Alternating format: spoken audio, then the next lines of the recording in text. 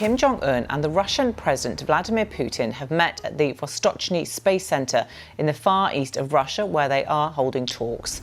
What happens when two of the world's most secretive leaders start rolling in the same Russian limousine? Russian state TV called it a new era, but in North Korea, the news left experts and defectors speechless. Some called it a code only dictators understand. Why do Putin and Kim suddenly share the same armored car? Let's find out. This rivalry just took a strange turn. Aurus Senat. Two leaders in totally different worlds suddenly end up riding in the exact same car.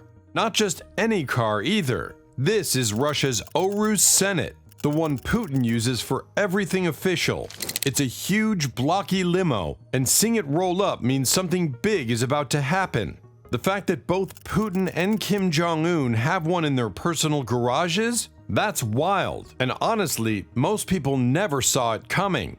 Let's go back a few years. In 2018, Putin made a huge deal about showing off the Aurus Senat for the first time. Before that, Russian presidents were almost always seen in big imported Mercedes limos, just like every other world leader. But this was different. The Senat is Russian-made, top to bottom. It runs a 4.4-liter twin-turbo V8 hybrid with nearly 600 horsepower and so much torque that even though it weighs several tons, literally, it can hit highway speeds with zero drama. Every inch of this thing is armored. Bulletproof glass, blast protection, the works. It's designed so the Russian president can sit in traffic and not worry about a thing. Here's where the story flips. In 2023, Kim Jong-un visits Russia's Vostochny spaceport. While he's there, he checks out Putin's car up close, even asks a few questions about it. Months later, Putin actually sends Kim his own Aurus as a gift. Fast forward to June 2024, Putin visits North Korea, and suddenly you've got both leaders driving each other around in matching Aurus limos, laughing for the cameras. It's the kind of photo op that says a lot without anyone needing to explain anything. Of course, this wasn't just a friendly gesture. North Korea is banned from importing luxury vehicles because of UN sanctions. But here's Kim, not with one, but at least two Aurus limos, both direct from Russia. For Moscow, it's proof that their homegrown limo matters on the world stage. For Pyongyang, it's all about showing off the connection with Russia. If you're enjoying this story, give us hype for this video right now. Hit that subscribe button and drop a like so this series reaches every explorer out there. Every time you see those two together in that car, it's more than just a ride. It's a rolling statement. That's why when you look at the Aurus Senat, you're seeing politics, pride, and global chess all playing out in the back seat. Next, let's look at the other car both leaders used to send a message, just with a different badge. Mercedes-Maybach S600 Pullman Guard. Now, imagine a convoy pulling up, all blacked out windows and serious faces, and there it is. A stretched Mercedes-Maybach S600 Pullman Guard. Before Russia had the Aurus Senat, this was the presidential car. Not just for Putin, but for pretty much every Russian leader in the modern era. It's the same story on the other side of the world. Kim Jong-un has been using this exact car for some of his biggest public appearances. So what makes the Pullman Guard such a favorite for heads of state?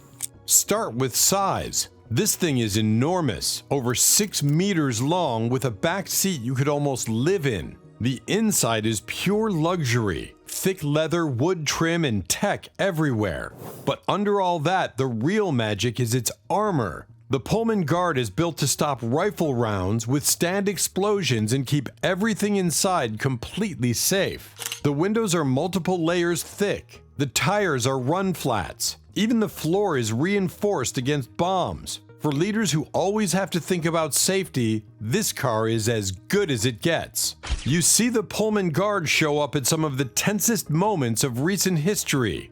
April 2018, Kim Jong-un arrives at the Inter-Korean Summit in his Pullman, bodyguards jogging alongside in perfect sync. Every news channel in the world replays that moment because the image says everything.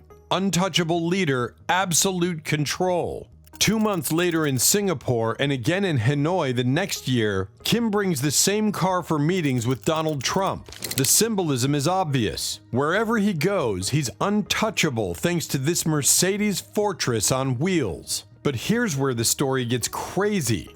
These limos aren't supposed to be in North Korea at all. UN sanctions ban sales of luxury goods like this to Kim's regime. So, how do these armored Mercedes sedans get there? Investigators track one shipment after another, cars leaving Europe, bouncing through ports in Asia, changing shipping companies, then finally popping up in Pyongyang. It's like a spy movie, except it's all real. Meanwhile, Putin's garage had several of these Pullman Guards over the years, all custom built for Kremlin standards. In a way, both leaders use the same car to send the same message. We're protected, we're powerful, and we have connections nobody can stop. And if you watch how these convoys move, you'll notice one more thing in common. There's always a certain boxy SUV riding close by. Mercedes-Benz G-Class. There's something instantly recognizable about the Mercedes-Benz G-Class or G-Wagon. It's boxy, tall, and it looks just as at home on a rocky trail as it does parked outside a palace. For both Putin and Kim Jong-Un, the G-Class isn't just another SUV. It's an essential part of the motorcade, a vehicle that blends luxury, muscle, and pure road presence. Let's start with Russia. The G-Class shows up in almost every official event. You'll see it flanking Putin's main limo loaded with security teams, radio, and gear. The reason is simple. It's reliable, fast enough, and built to take punishment. These G-Wagons are favorites for Russian security services because you can drive them through almost anything. Snow, mud, potholes, you name it. Plus, when it comes to high-profile arrivals, the G-Class stands out. It doesn't try to hide its status, but it's also practical in ways a stretched limo never could be. Now switch scenes to North Korea, April 2018. Kim Jong-un's motorcade pulls up to the border for the historic summit with South Korea. And right there is a Mercedes G-Class, painted black following his main car. It's the same look you see in Moscow. Serious security, a sense of power, and a style that tells you this isn't a regular government vehicle. The G-Wagon doesn't come cheap, and with North Korea's import bans, every sighting raises eyebrows. How did Kim get one? Most experts agree it arrived through a maze of middlemen and shell companies, sidestepping sanctions the way only a dictator's motor pool can.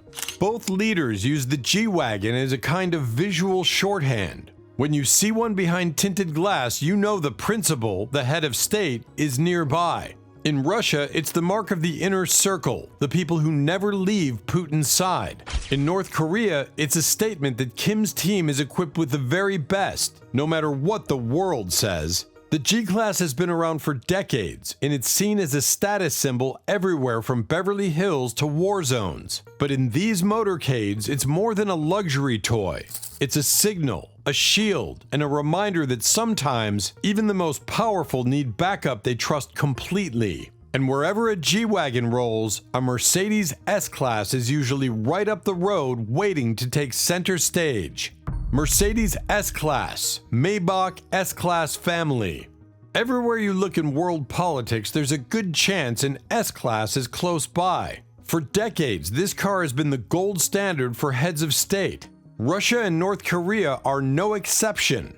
Long before the Aurus Senat, the Russian presidential garage was stocked with S-Class sedans in different generations. First, the boxy W140s, then the sleeker W220s and W221s. Each one was stretched, armored, and built to survive just about anything, from assassination attempts to icy Moscow mornings. Putin's team relied on these cars for every kind of event. They worked for ceremonies, late-night crisis meetings, even quiet drives between state buildings.